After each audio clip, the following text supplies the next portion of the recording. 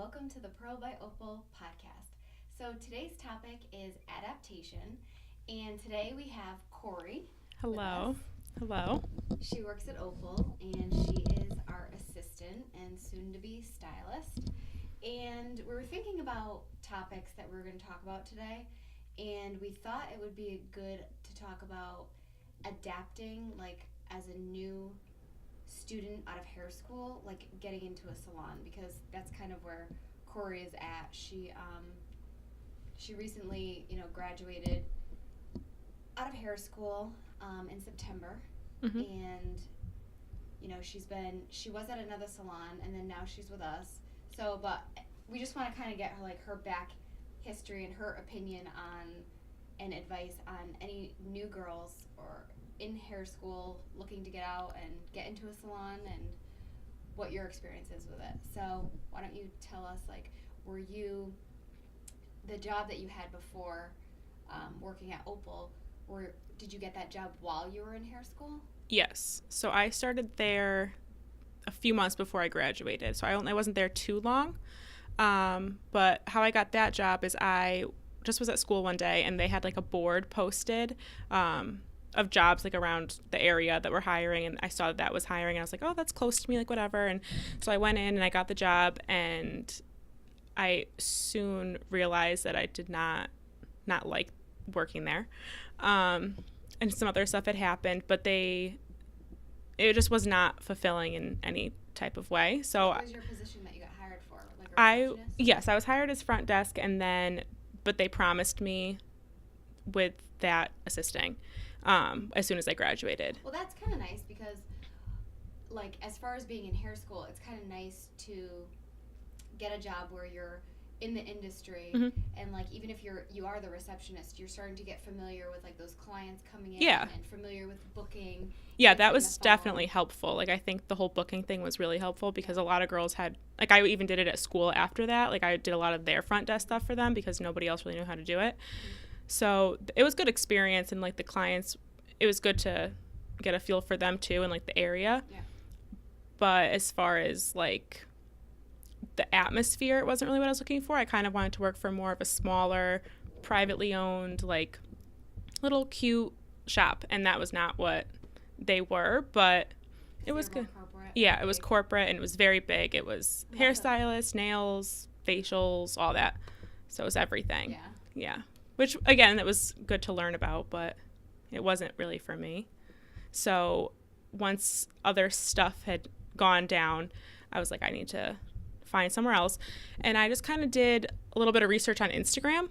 And I just searched salons in the area. And I went through and I looked, okay, well, is this place the vibe that I'm looking for? Is this place cute? Who works there? What does their hair pages look like? And I kind of did that. And that was when I messaged you and a few other places, and yeah, it all worked out the way it was supposed to. I think it's good for anybody in school going on Instagram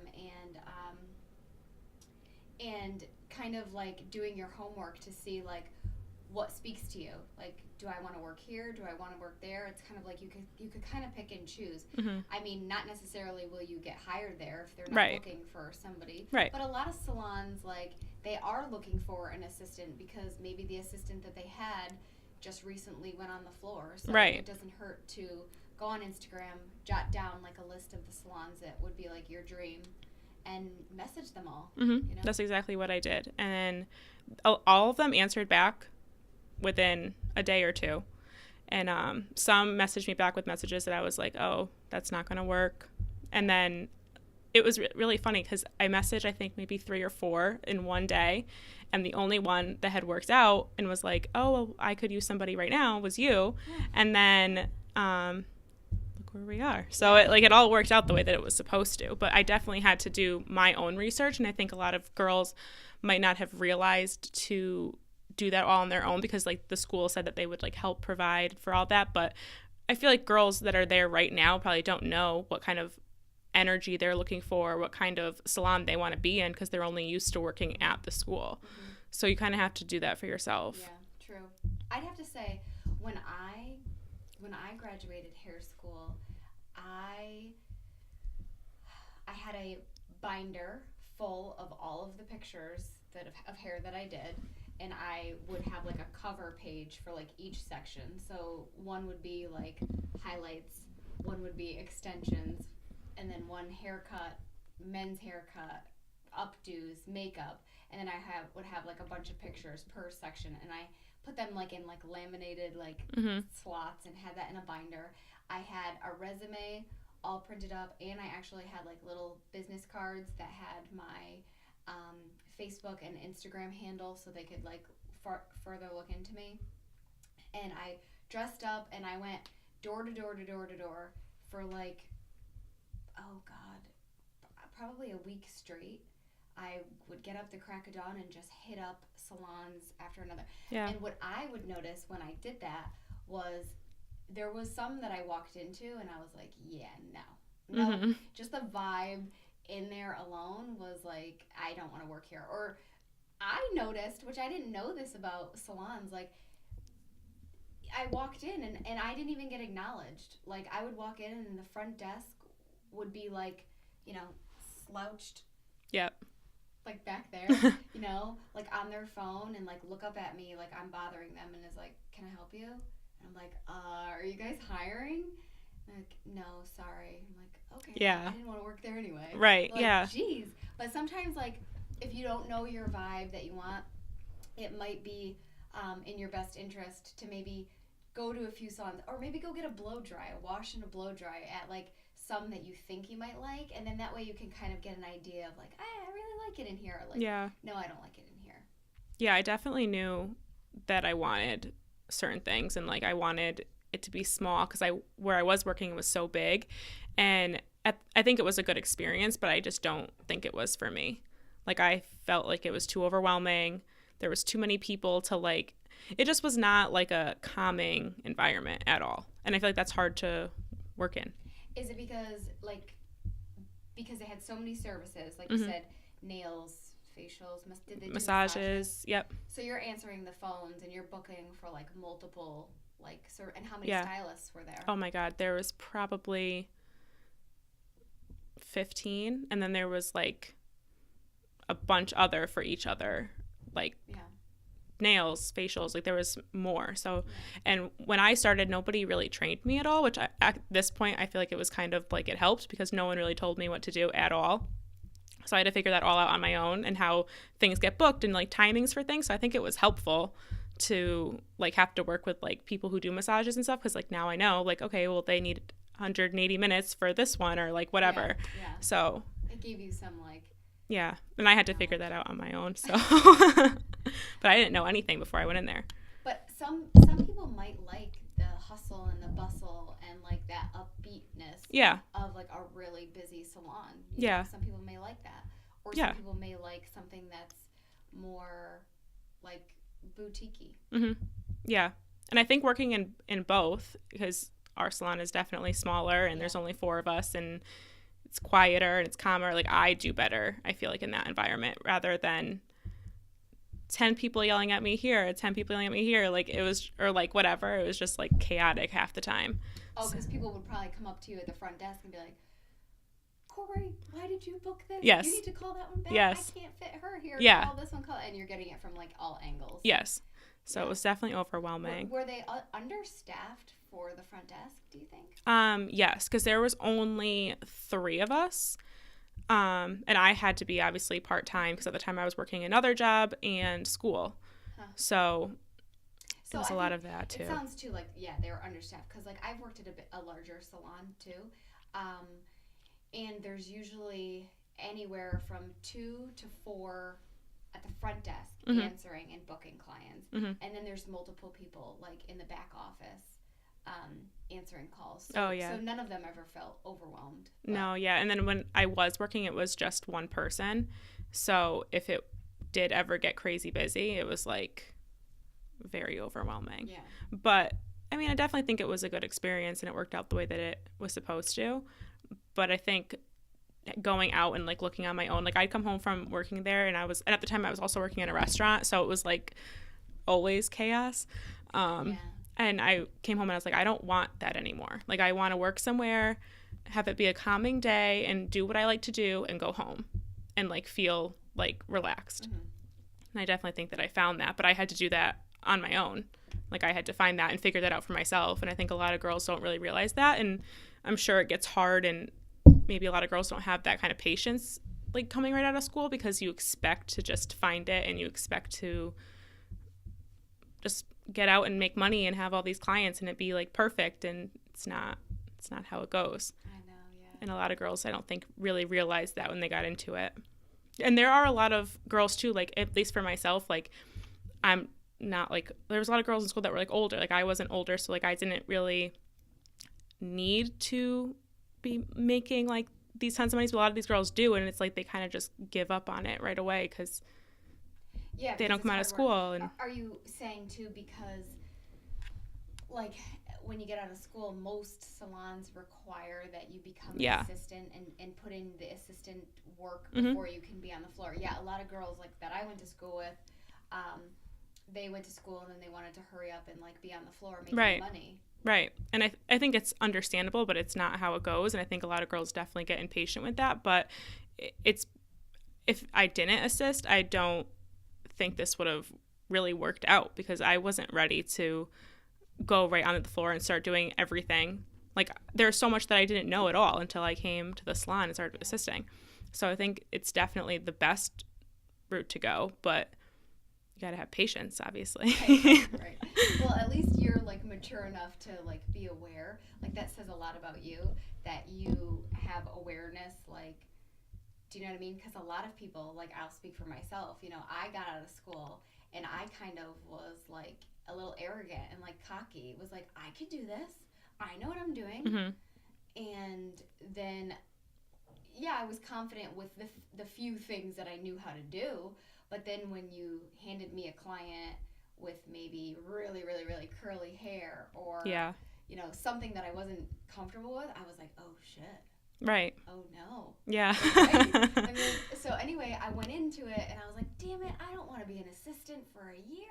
Are you kidding me? And then once I started assisting, and even like the models, every like haircut or every hair color that you learn and that you had to do it on a mannequin, and then you'd have to bring in an actual person and do it on them, I was like, thank God I'm not taking clients, because I don't know what the hell I'm doing. Right. And literally assisting for as long as I did like made me the stylist that I am today. Right. Thank God for that. Oh, I know. Because I knew, now looking back, I'm like, I got out of school not really knowing a lot. Yeah, I feel like I completely relearned everything, honestly, being assisting, but because like everybody has different ways of doing things, and school just teaches you one way, and I feel like not being there anymore, I've learned so much more, and I've learned better ways to do things.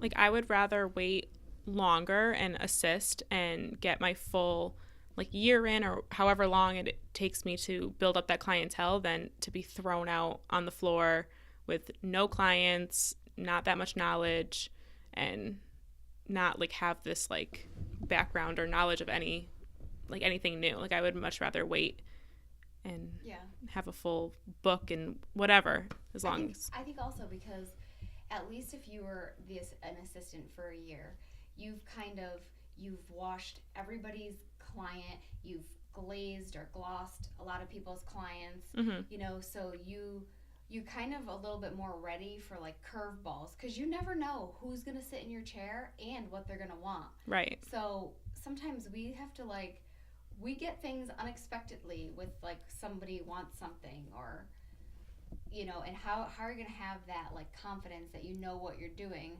unless you have assisted long enough, right, or been around it. You can't.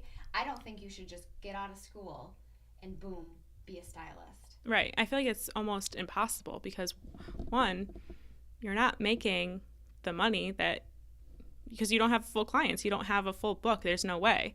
Because coming out of school, I realistically probably only have 10 clients. Right. You know what I mean? And like assisting is like, it's not a lot of money either, but at least it's a steady paycheck. Right. Versus if you were to go somewhere and make commission, and it's like you have one client every 2 weeks, like, you know what I mean? Like, so I'd much rather wait than have that happen. But what's also nice too is when you're assisting, most salons, obviously, if you go into a more corporate, larger salon and you're assisting for 20 stylists, Yeah. that assistant will make a lot of money in tips because those stylists' clients typically tip the assistant too. Yeah. But if you're in a smaller salon, sometimes they do, sometimes they don't. It's not as common as it would be in a larger salon. Yeah, that's true. Because a larger salon, usually, like, you get up to the front desk, they have, like, their pen, their envelopes, Yep. and, like, the client sits there and they're like, okay, this is for the wash girl, this was for the Yeah. one, you know what I'm saying? Yep. Because bigger salons, typically, you might be seeing different stylists per different services, so that client tips each person, whereas, like, in a more boutique-y salon, we kind of, like, that client would see me the entire time, except for maybe, Corey would be there to maybe do the shampoo or the glaze. Right. For me. Yeah, that's a good point.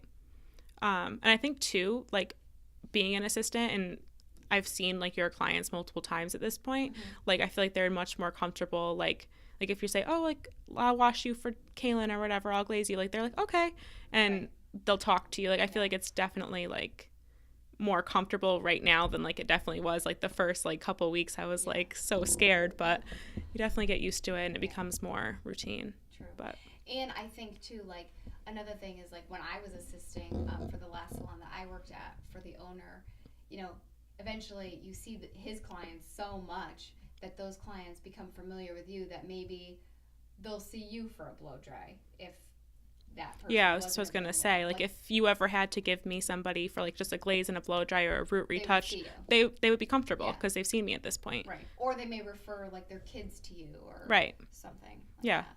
So I definitely think that's also a good way too for me to, like, build my clientele. Whereas, like, if you don't have that, how are you gonna get more people? True. And as far as, like, a newer stylist, or assistant, and you're assisting. And you're like, how am I going to build my book? I don't have any pictures to take of any heads or anything.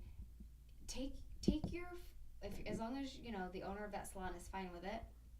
Try to take your phone and snap or Insta story other stylists doing a glaze, or, like, people just want to see what's going on. Like, try to get your Instagram up and moving.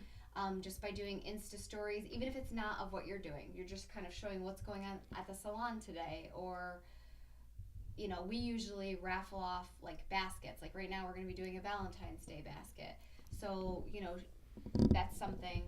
Because a lot of newer girls are like, I don't have any content. I don't know what to post. Well, you might not have content, but post what other people are doing. Right. It's still something. You're still feeding your audience, like, content. They want to see where you're working, what's going on there, what you guys are up to, and that's a good way to kind of, like, keep getting out there until, and that will also help build your clients, because, like, Cora keeps Insta storying this cute little place, and they do baskets and the glazes and everything that they do. That's so cool. I want to go there, and I want to see her. I know. And I've already gotten so many girls that I went to school with, like, ask me, like, where is that? Like, are they hiring? Because it's, like, looks so cute in there. And I was like, yeah, like, that's how you, like, everyone's asked me about it. So, and that's a really good feeling, too, that someone's like, oh, like, I want your job. Yeah. And I'm like, yeah, it's pretty awesome.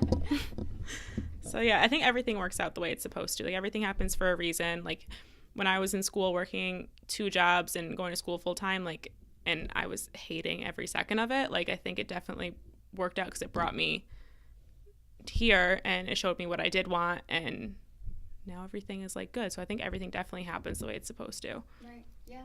But you got to be patient, and you have to do your research, and you have to, obviously it's not the most ideal, but maybe work in a few different types of places and see what it is you actually like, because when you're in school you're only used to the school's atmosphere. Like, you don't know what other salons are like at all, other than you getting your hair done at them, which is totally different than working in one.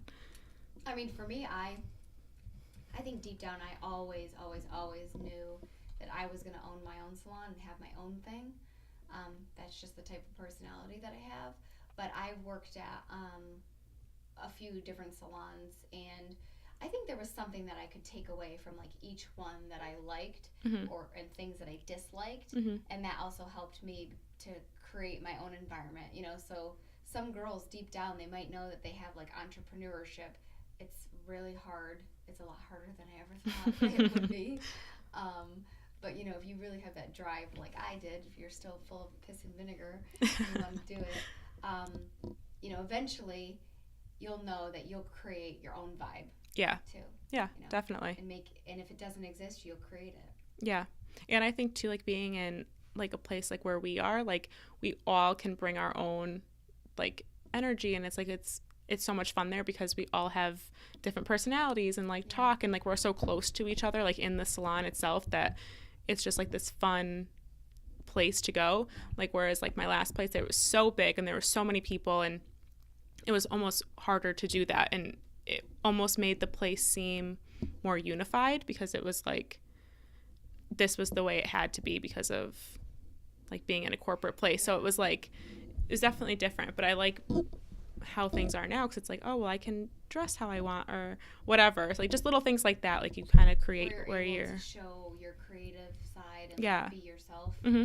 Yeah, I think I mean I get it, especially like larger salons where you have to wear all black. Yeah. Or you have to do this, you have to do that, whatever. I mean, they have to put rules in place because it's such a large salon that like it would just be like a shit show if they didn't have rules. Like, people would be showing up in like, some people just really don't follow dress code. Right. Granted, like we are free to kind of dress how we wanted within limitations, Mm-hmm. but I think that that's a huge thing. And yeah, sometimes with a smaller, you're able to just I feel flourish more. Yeah, definitely. I think so too. And there's more attention to like our Instagrams and our social media, which like whereas like a bigger place, there's not that much attention on that at all. Yeah, because you said the last place that you worked, they didn't even have an Instagram page, right? No.